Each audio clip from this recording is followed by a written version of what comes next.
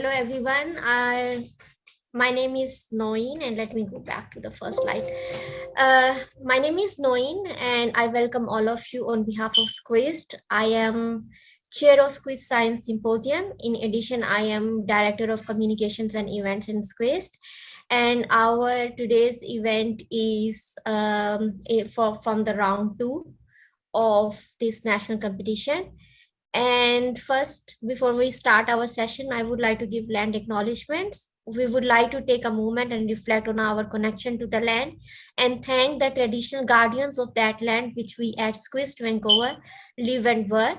Vancouver is on the unceded, ancestral and traditional lands of Musqueam, Tsleil-Waututh, Seychelles and Squamish, and the indigenous people of Turtle Island. Today is the third and last session of machine learning artificial intelligence category, and our speaker is Banafshe. She is from University of Calgary.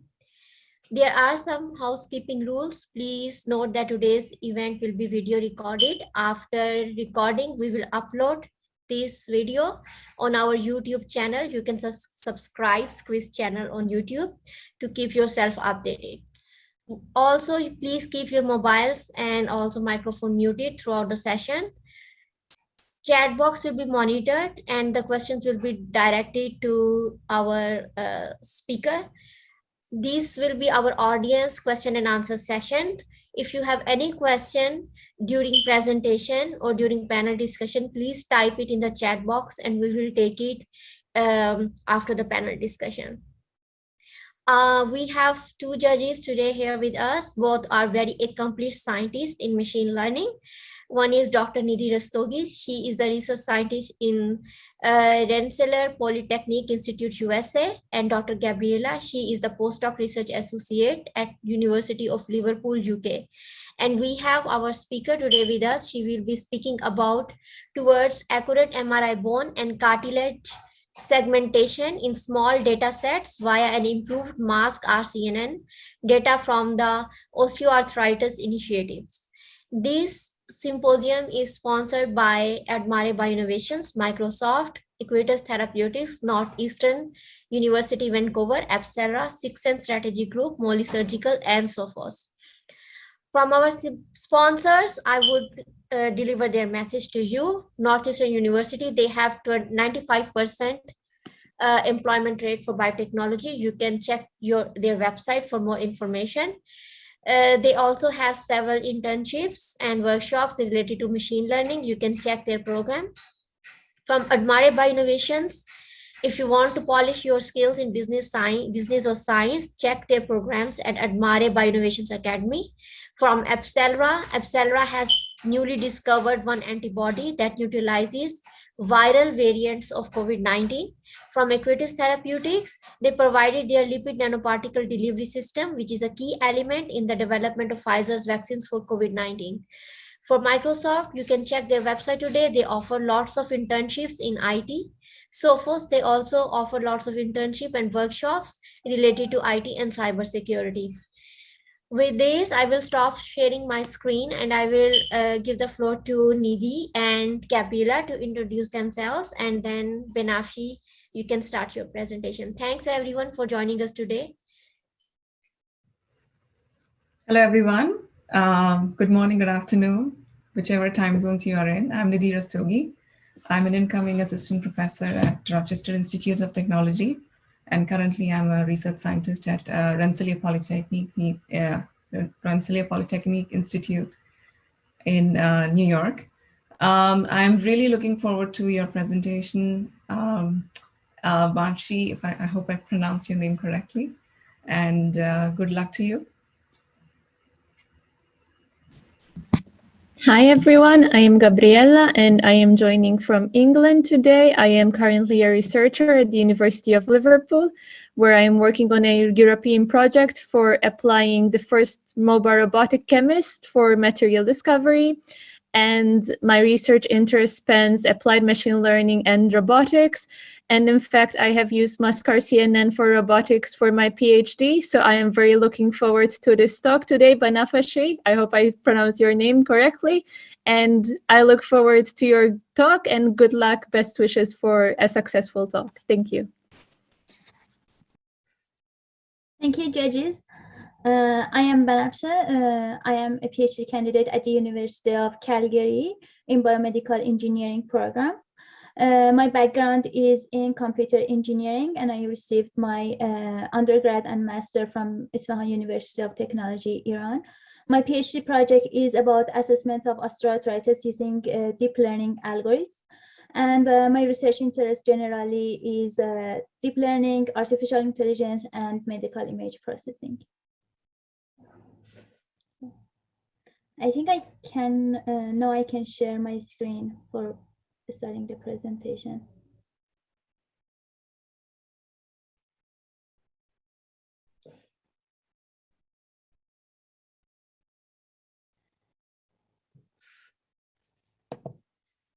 Well, thanks a lot for making time to sit through this presentation, and thanks so much for giving me this opportunity to present my research here today. The title of my presentation, as mentioned, is Toward Accurate MRI Bone and Cartilage Segmentation in a Small Dataset via an Improved MaskRCNN. Well, as I said, the focus of my project is on osteoarthritis, also known as OA. Osteoarthritis is a progressive, non-reversible disease that affects work, social life, and family lifestyle of 1 in 10 Canadians. Mothers, fathers, teachers, or your neighbors each have their own experience of facing difficulties that this painful disease causes. Osteoarthritis mostly involves the weight-bearing joints like knee and hip. You might think osteoarthritis is not a fatal disease. Well, unfortunately, I should inform you, research shows osteoarthritis is associated with increased comorbidity and also mortality. This disease is associated with other pathologies such as diabetes, cardiovascular disease, or hypertension. Joint pain, deformity, and loss of function that OA causes incapacitate patients performing their daily tasks. Therefore, people with osteoarthritis, especially women, are at greater risk of suffering from other conditions such as anxiety or depression than people who don't have OA.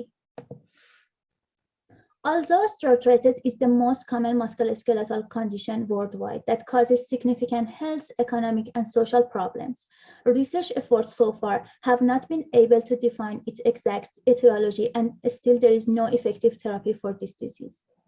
One of the possible reason for not having any treatment for OA is that we don't have any method for early identification of OA.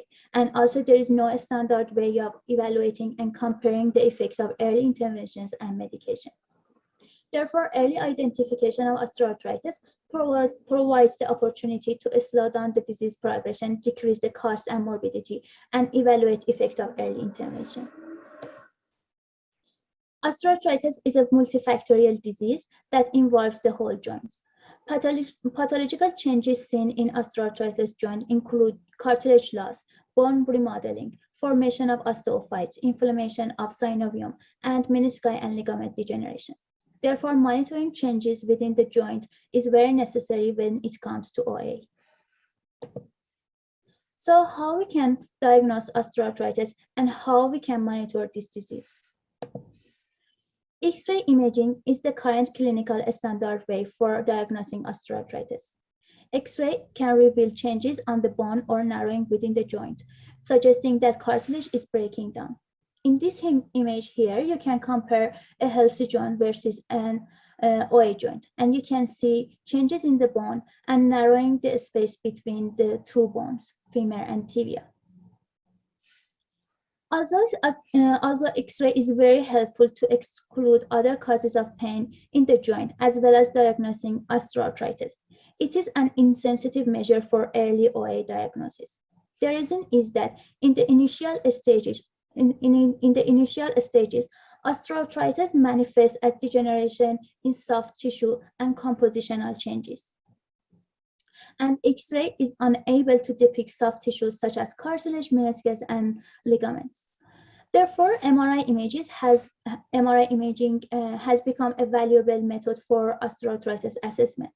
As you can see in these pictures, we can observe the cartilage near the bone in these MRI images. To characterize and quantify osteoarthritis features from MRI images, lots of scoring systems like MOOCs and HOMS have been developed. These scoring systems help to understand severity of the disease and its progression. As I mentioned, osteoarthritis is a multifactorial disease, and therefore these scoring systems perform multi-feature joint assessment, such as assessing cartilage shape, osteophytes, amount of bone marrow lesion, and other features. Although these scoring methods have been used in a variety of researches and studies, they still have some limitations. For example, they are subjective and depend who rates the image. There is some intra and inter-observer variability within them. And because of their holistic nature in assessment, they are qualitative, not continuous, and they are insensitive to small changes. So to address the limitation of semi-quantitative scoring system, we can perform quantitative and objective assessment. Quantitative evaluation demonstrates higher accuracy in detecting small changes over time in osteoarthritis. This is more helpful to determine onset of osteoarthritis in different people and cohorts. Quantitative assessment of osteoarthritis include measuring cartilage thickness, cartilage volume, effusion volume, or amount of bone reshaping. Quantitative assessment requires accurate tissue and pathology detection and segmentation, meaning being able to identify the location of object of interest and extract pixels in the image belonging to these objects. For example, which pixel belonging to cartilage or which pixel is belonging to bone. In recent years, the attempt for detection and segmentation method of osteoarthritis-involved tissues have been more successful with advancement of deep learning in medical image processing. Automated deep learning methods, which are subset of artificial intelligence methods, typically require large data set, and barrier exists for implementation in research and clinical studies with small data sets. Generally, providing accurate ground truths for medical images is time-consuming, expensive, and needs some level of expertise. Furthermore, despite the great progress for segmenting osteoarthritis-related tissues like bone and cartilage, still there are some gaps that need to be resolved. For example, there is not much instant segmentation method for assessing osteoarthritis tissues, meaning that we need to differentiate different structures within the same class. Also, most of the methods have problems with class imbalance, meaning class imbalance means objects of interest comparatively have low number of pixels in compared to background. Also, we need some method that works with small data sets. Therefore, we thought MaskRCNN is a good candidate for addressing these tissues. MaskRCNN is a successful deep learning algorithm for instant segmentation. It's robust against the class imbalance problem, and it can segment many instances simultaneously by providing box-level localization. Also, MaskRCNN is very successful in surveillance images and other applications. It has some limitation when it comes to medical images. MaskRCNN performs poorly at the border of the instances, as you can see here. So the objective of this study is to do instant segmentation, to improve instant segmentation method, MaskRCNN, for accurate and automated segmentation of bone and cartilage for small data sets. To reach the objective of this study, we have used Osteoarthritis Initiative dataset. Osteoarthritis Initiative dataset is a publicly available multi-center longitudinal dataset.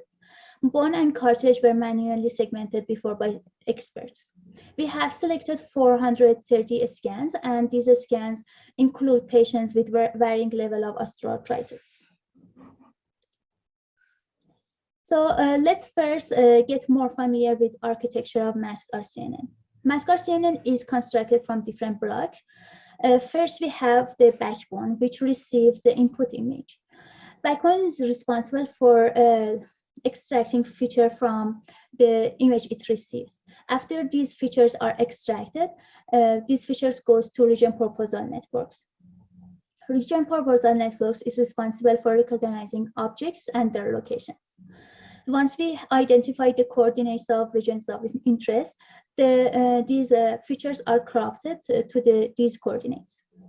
We need to make all of these features in the same size. So all of the features are passed to ROI aligned block. ROI aligned block is responsible for resizing ROI features to fix a special extent small feature map, and it also compensates misalignment that happens due to downsampling process. After that, these same size features are passed to two heads.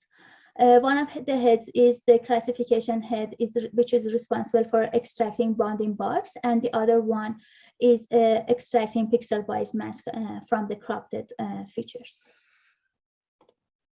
As I said, the objective was refining the mask segmentation.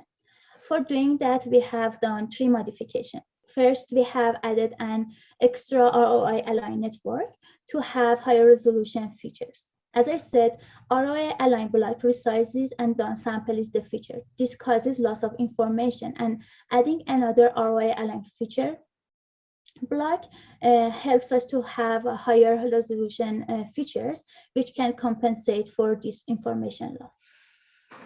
Then we have added another decoder. If you be familiar with encoder-decoder architecture, you realize how much having a decoder can help us to have better pixel-wise segmentation.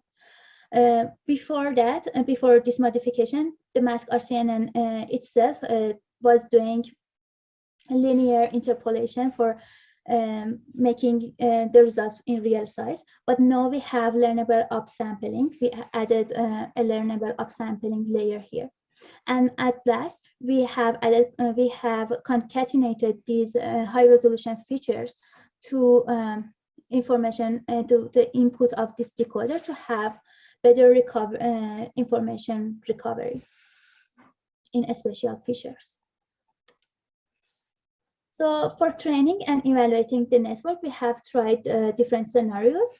The first one was training the MaskRCNN with large dataset with 400 scans. Then we trained 𝐼MaskRCNN 3 times, once with a large dataset and twice with 2 small datasets which are excluded from each other to test the repeatability of the method.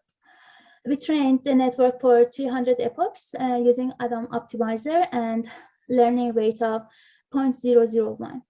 For the testing, we tested all of these networks on same 10 scans, and we performed quantitative evaluation as well as visual assessments.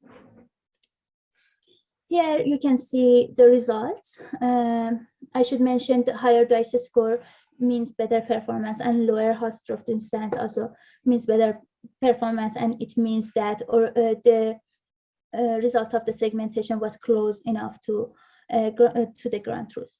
As you can see, all of the 𝐼MaskRCNN in all of the 3 scenarios perform better than MaskRCNN. It showed higher DICE in average and also lower amount of Hausdorff distance. Also, here is the result for visual results. You can see the MRI slice and ground truth and 𝐼MaskRCNN in 3 different scenarios and the result of MaskRCNN. And here you can see the MaskRCNN wasn't performing very well at the edge of the bone, but the 𝐼MaskRCNN performed better. So at the end, we can conclude that 𝐼MaskRCNN outperformed the original MaskRCNN. Network trained using a small dataset closely match those trained using large dataset, and also results for a small dataset were repeatable. 𝐼MaskRCNN simultaneously detected and segmented multiple bone and cartilage regions. And for future, we will apply this method for detecting other pathologies and other tissues such as effusion and bone marrow lesion. We also will adopt this method to other MRI sequences and doing domain adaptation. thanks a lot for sitting through this presentation. I also would like to thank our funding resource and also my colleagues and my supervisors, Dr. Wronski and Dr. 𝐒𝐄𝐑. Thank you.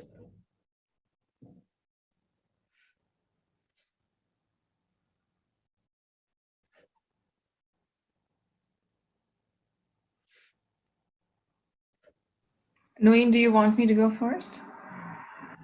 Yeah. All right, just wanted to make sure. All right, thank you so much for an excellent presentation. I do have to say I don't know enough about the problem.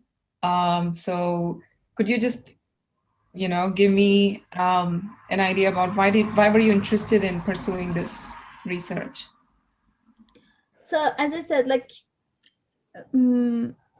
I'm generally interested in following like processing medical images, and we are like our group works on biomechanics and osteoarthritis mainly. So that's what our group does, and during like the time I started my project, I get more interested, and then I realized how much important osteoarthritis is, because usually we don't consider this kind of disease as fatal. We only think like, okay, it's painful, but it doesn't kill me. But if you look closer, you realize because you have pain, you wouldn't be able to move, and when you don't move, you will get depressed and get a cardiovascular disease, and all of these are like linked to each other as a chain. So it was when the time that it attracted me more, that how much something that the world doesn't think is really big can make really big changes in people's lives. So that's why I followed this project and went through this. Yep, I completely agree. Osteoarthritis is a very common problem. I think most of us know somebody who's inflicted by this problem, by this disease. So, well, great job on that. So I have a few questions about the data set, the MRI data set. So I noticed that you used something, I can't forget, I don't remember the name. Yeah, Yes. Osteoarthritis Initiative Dataset, yes. Yes. Yes, it's publicly available. Is there any other data set that you looked into? There are other data sets. So for this method, I have used one in-house data set. It wasn't publicly available. We collected it at our lab before, like a couple of years ago, and I tried it on that. There are some other online data set, but I can't remember the names right now. But yeah, I tried it on one in-house data set, and I also tried it on effusion segmentation. I see. And so was there any particular reason which led you to choosing this data set? Well, this data set is one of the most well-known data sets in osteoarthritis. It contains demographic information and different MRI sequences of patient for almost 10 years, I think. It has about 3,000, between 3,000 to 4,000 participants. So it has different X-rays, different MRI sequences like clinical MRI and research MRI. So because it's very big, it's well known, and yeah, that's why I used it, because it provides well amount of information. Mm-hmm. No, that sounds fair. And did you say this is a 10-year-old data set? Yes. Okay. All right. So there must have been other publications which have used this data set.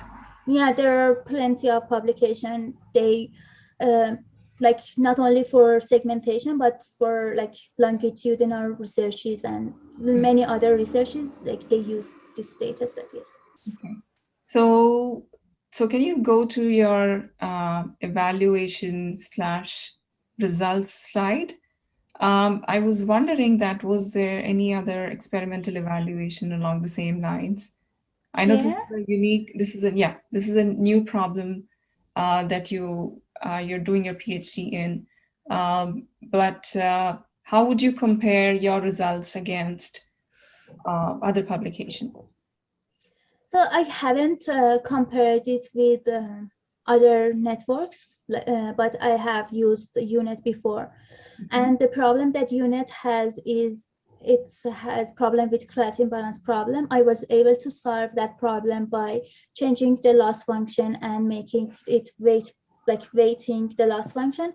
But I think it's not enough, because in future I'm not only doing the bone and cartilage segmentation, I will do effusion and bone marrow lesion detection.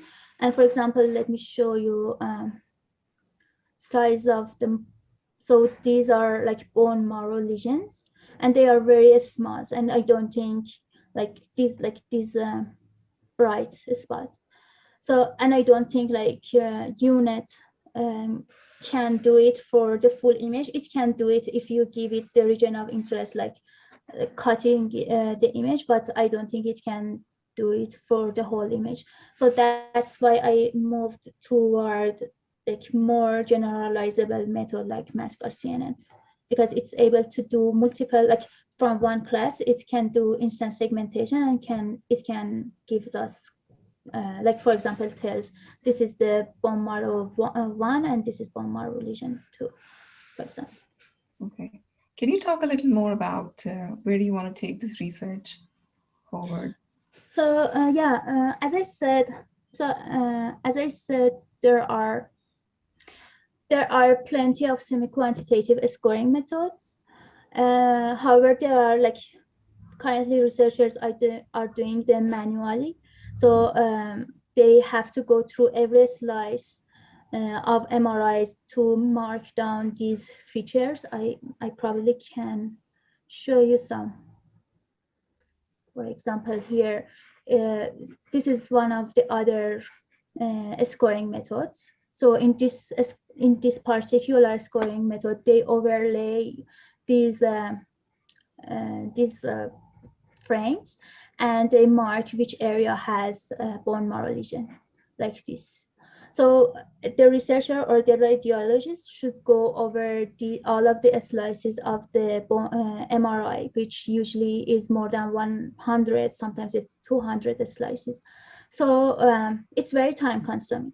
And as you can see, it's very subjective. So it depends if one particular radiologist think this area has bone marrow lesion or doesn't. It depends on people's idea. And this particular this 𝐒𝐃𝐄𝐑 grading is one of the it's less subjective other than, for example, MOX, because with MOX the radiologist looks at the cartilage and says, okay, it has the grade is 3 or 4 based on the defective area, and it doesn't have really a good measurement. So having something that be able to quantitatively measuring these features, such as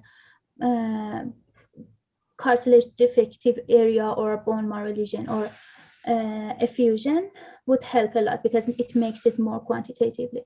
And researches show this research shows that it's able to detect small changes over time better, because we can observe where change happen.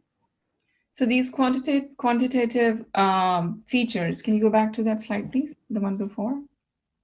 This one. Yeah, this one. So are these the same as what is manually measured about arthritis?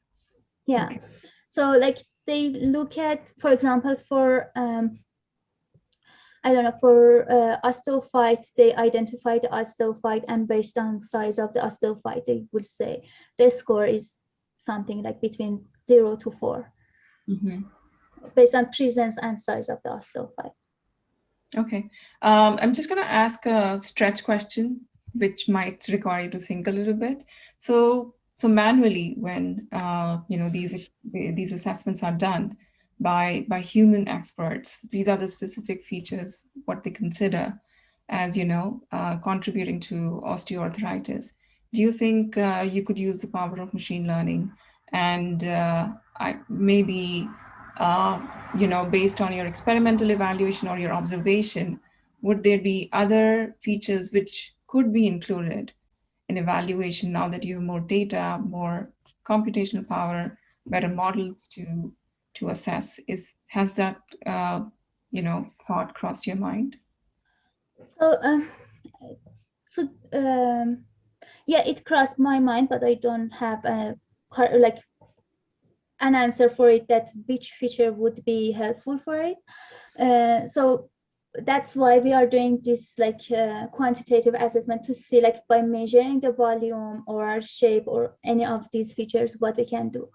But using like there is some features that these semi-quantitative scores doesn't consider, and that's the compositional features. So from for example T2 MRI images, you can understand some features of the tissues that this scoring system doesn't address that, and those like compositional features in future can be considered as something that we measure and assess to address like the assessment of osteoarthritis, because the compositional changes happens faster. Like they happen earlier, like than the like morphological changes that we see in normal MRI. I see. I don't know if I have any slide for that or not. Yeah, like probably you'd be interested in these slide. So for example, this is the structure of cartilage in early OA. The amount of water changes, and then we have more changes in amount of water that compositional MRI can address, like can observe that. Yeah, I don't have any slides for that. Yeah, I think this Sorry. is fine for now. Thank you so much. Yes. I don't have any more questions. Thank you. Good luck. Thanks.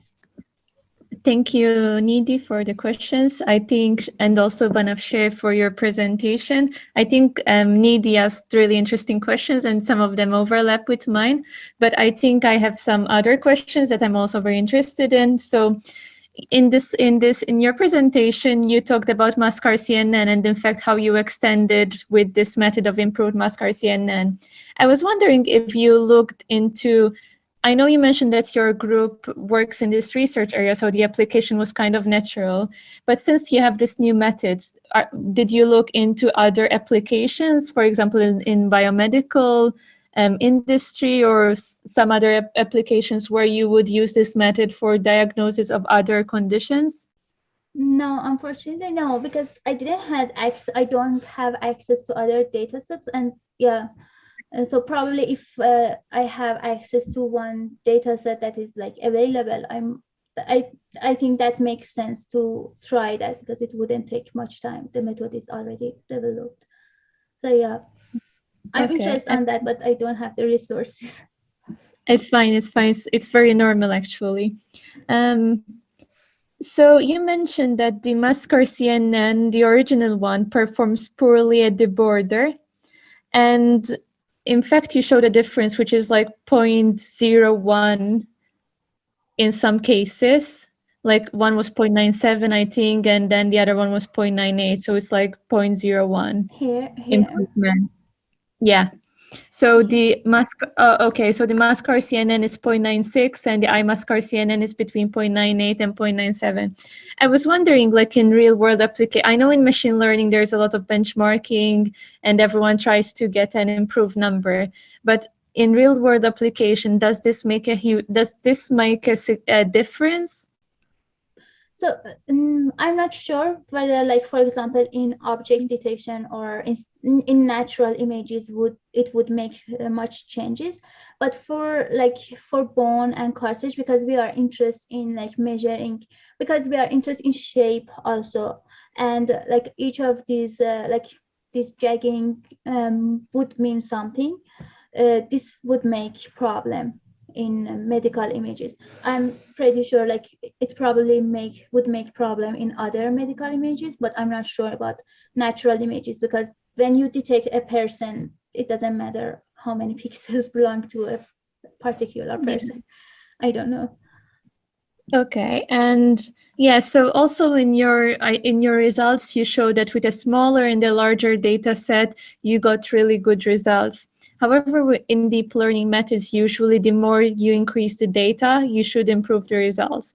Yeah. Do you have an intuition why, in your case, both seemed to work?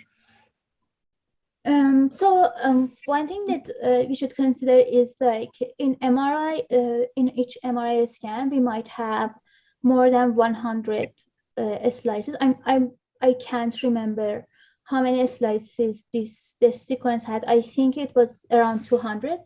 So still 10 scans is a lot of data. And I think because like, as you said, I trained it for 300 epochs, and I think the number of iteration also was high. I don't remember, I can't recall it.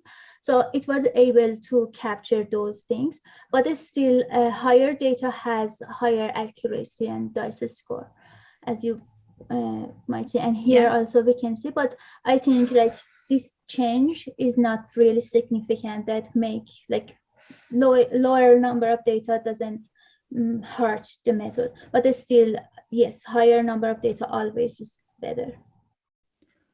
And so you extended the MaskRCNN. Did you see any increase in computational complexity of the model? Was it slower to train and for inference?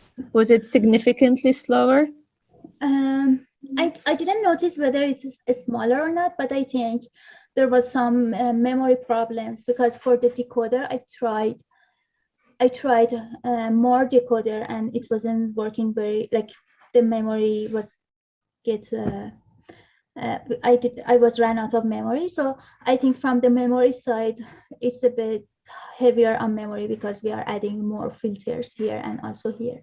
But I was still able to do that. And for solving that, I tried to use, because here it is the ResNet backbone, but I also tried the DenseNet backbone. But I think still the ResNet results were better than the DenseNet. So I stayed with ResNet, because with DenseNet, I was able, like the memory that DenseNet takes, it's lower than ResNet, but the result for ResNet was better. Okay. And if you go back to your slide showing the training and the experimental setup, I was wondering how you decided to split up your data set with 400 scans, 10 scans. How did you choose your learning grade, your optimizer, and the number of epochs? So the hyperparameters, I did it heuristically. I tried different things, and this I realized, like, for example, 500 epochs was a lot and it wasn't adding anything. So I chose 300 to make sure that all of them are getting enough training iteration. For the Adam optimizer, I think like different researches shows this optimizer is working better than gradient descent. And learning rate also was heuristically. For amount of the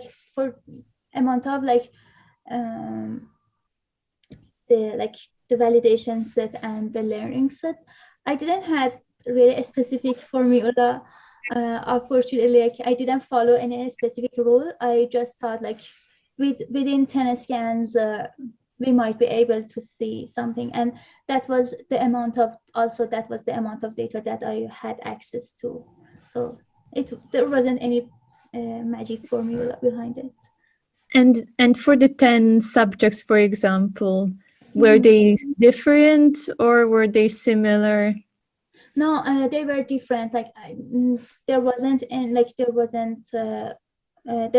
overlap between these 10 scans. So it was 20 scans that was divided, and here I had a 10 different set of the scans. So all of them were excluded from each other, and these even only 400, these 400 scans are the same, and other than that, everything is excluded from each other. Also, and you made a really useful tool for clinicians. do you plan on disseminating your work in hospitals so they could use your tool, or do you think it needs further evaluation from the model learning side? So definitely it needs further evaluation, but currently I'm working with Dr. 𝐉𝐔𝐃𝐄𝐑. He's a radiologist at University of Alberta, and we are also working with on grants to be able to kind of not only this part of my job, but other side of my project to make it more like available to radiologists, and working with other companies and like working close to with companies. Like one of the companies that we are looking to work for is 𝐒𝐏𝐄𝐑. They are developing like knee scoring and hip scoring. So yeah, we are trying to set up some things, but it's not there yet. But it's really promising. So really good job, really great presentation, and thank you so much for your talk and for answering the questions. Thanks so much. Okay, thanks Gabriella and Nidhi, and thanks Banafshe for your questions. I only had 1, 2, 3 questions, and audience did not have many. I'm a little bit curious about diffusion volume. That you said that you are going to study in future. I saw it in your last slide, but I already made up my mind to ask this question. But if you can just, even if it is for future, do you have anything in your mind that you can tell me more about it? So, so as you know, effusion is the liquid that comes around the joint when the osteoarthritis starts. So current medications, so we don't have any like medication that we know that works, but we know we can look at these active sign of the disease, and current medication are targeting these inflammation features of osteoarthritis, which includes bone marrow lesion and effusion. So measuring the effusion volume in 2 time points would show us whether if the patient have used a medication and that medication worked properly. So if they use a particular medication and then it decreased, that means that that medication worked. So the current target is to decrease this the amount of fluid and the amount of inflammation, basically. Okay, thank you. I actually wanted to look at the images again in your results data slide. If you can just go to if you can just say a little bit, few more sentences about it. You said the things, but I would like to hear more. Sure. So one thing that I think mention again is that this data that I performed the segmentation on contained images with different from osteoarthritis in different level, and you might know that when, for example, a tissue is defected and is not in the healthy situation, the segmentation is more challenging. So that's, I think I should have mentioned that before. But for this image, you can see one slice of MRI. It's one of the medial slice, I think. And here you can see the zoomed area. And then we can observe that, like, so here we have the femur, the femoral cartilage, the tibial cartilage, and the tibia. So we were able to do instance, or maybe here it makes sense to say semantic segmentation of these tissues. And the edges of these tissues is very important for us in medical images. So yeah, here we have the 𝐼𝐴𝐃𝐵 with first 10 scan and second 10 scans. And the test result is very close to the ground truth. Okay, thanks, Banafshe. I can see someone posted in chat box about a sagittal slice. Is this related to a question, Brian, you want to ask, or it's just a comment? Or it's just a comment? It was someone just random. Sorry, what? No, it was for Brian. He posted, it's just a comment. Okay. Okay.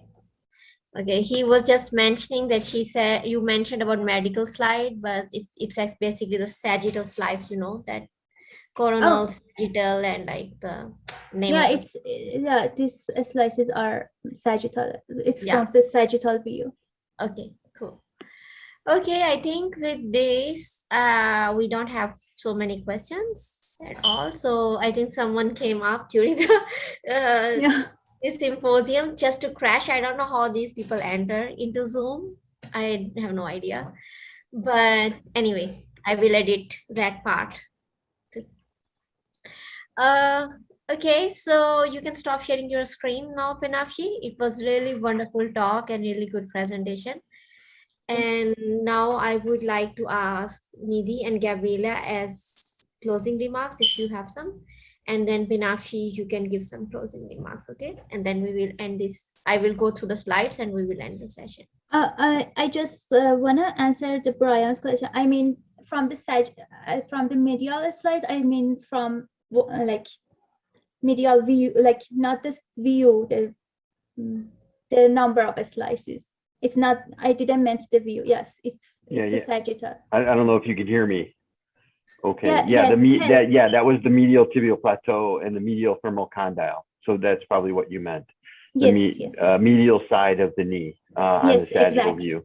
Yes. Yeah, that was. I can tell that was the medial tibial plateau and the medial femoral condyle you were evaluating.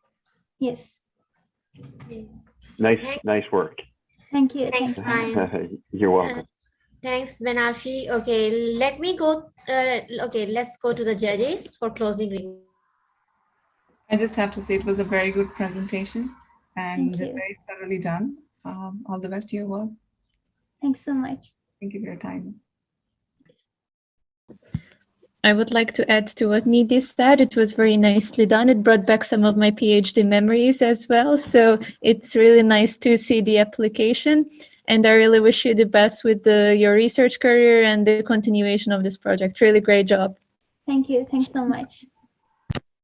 Thanks, Banafshe. You have to say anything? No, thanks a lot for sitting through my presentation and giving me the opportunity to present here. Thank you. Thanks. Okay, I will go through the end slides and then we will probably end the session then. Okay, we were here, I guess. Yeah.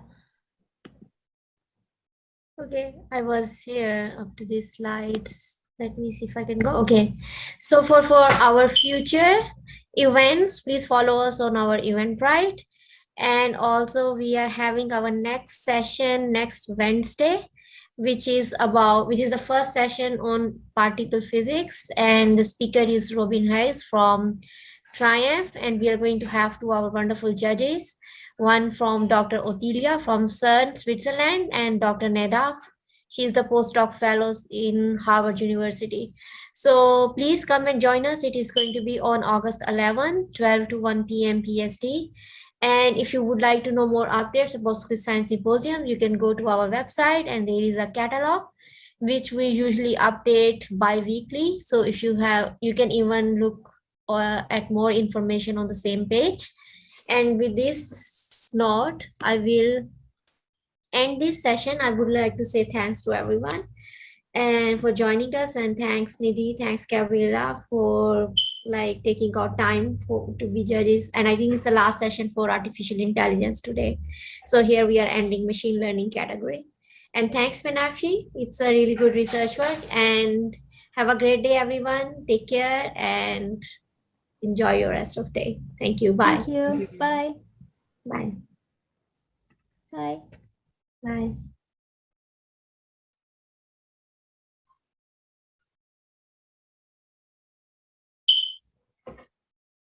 Okay. Yeah, thanks, Ryan. Thanks for joining us today. Okay.